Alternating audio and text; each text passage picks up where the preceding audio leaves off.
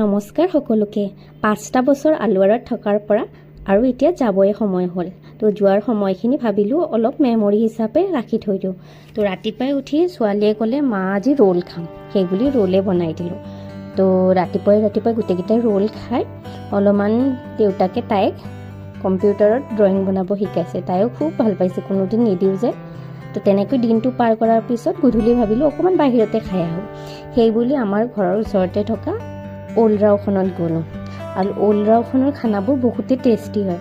সেইবুলি গোটেইকেইটাই গ'লোঁ আৰু তাত ছোৱালী সদায় গৈ কিনে ফ্ৰেঞ্চ ফ্ৰাই য'তে নাযাওক তাইৰ সেইটো বহুত ফেভৰেট হয়, সেইকাৰণে ফ্ৰেঞ্চ ফ্ৰাই ল'লোঁ। লৈ কিনে মেইন ডিছ যিহেতু ইয়াত ভেজ বেছিকৈ চলে, তো আমি ভেজ ল'লোঁ।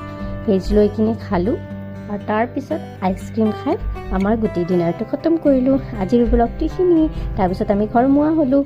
এইখিনি যদি ভাল পালে কমেণ্ট কৰি জনাব। Bye bye.